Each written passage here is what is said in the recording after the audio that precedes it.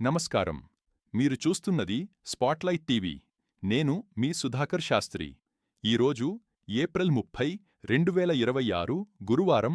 పంచాంగం మరియు నేటి రాశిఫలాలు తెలుసుకుందాం. తిథి శుక్లపక్ష త్రయోదశి మధ్యాహ్నం 1:42 వరకు.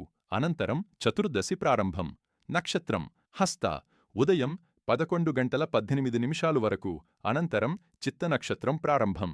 సూర్యోదయం ఉదయం తెల్లవారుజాము 6:06. సూర్యాస్తమయం సాయంత్రం 6:33. శుభ సమయాలు అభిజిత్ ముహూర్తం ఉదయం 11:47 నుండి మధ్యాహ్నం 12:36. అమృతకాలం ఉదయం 8:15 నుండి ఉదయం 9:10. అశుభ సమయాలు రాహుకాలం అర్ధరాత్రి 1:30 నుండి తెల్లవారుజాము 3 గంటలు. యమగండం ఉదయం 6 గంటల నుండి ఉదయం 7:30. గుళిక కాలం ఉదయం 9 గంటల నుండి ఉదయం 10:30. ఇప్పుడు నేటి రాశి ఫలాలు. మేషం పనుల్లో వేగం పెరుగుతుంది. కొత్త అవకాశాలు లభిస్తాయి. ఆర్థికంగా లాభాలు పొందే సూచనలు ఉన్నాయి. వృషభం కుటుంబంలో సంతోషకర వాతావరణం ఉంటుంది. ఆదాయం మెరుగుపడుతుంది. పెట్టుబడులకు అనుకూల సమయం. మిథునం కమ్యూనికేషన్ ద్వారా కొత్త అవకాశాలు వస్తాయి. ఉద్యోగంలో అభివృద్ధి ఉంటుంది. ప్రయాణాలు లాభదాయకం. కర్కాటకం ఆరోగ్యంపై ప్రత్యేక శ్రద్ధ అవసరం. ఖర్చులు పెరిగే అవకాశం ఉంది. కుటుంబ విషయాల్లో సహనం పాటించాలి.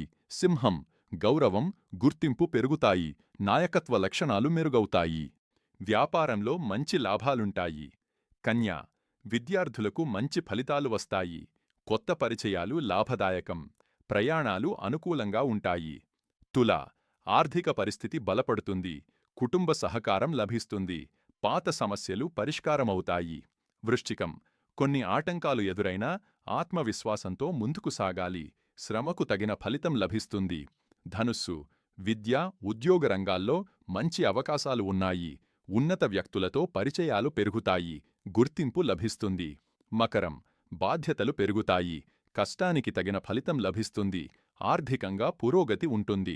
కుంభం సృజనాత్మక ఆలోచనలు విజయవంతమవుతాయి.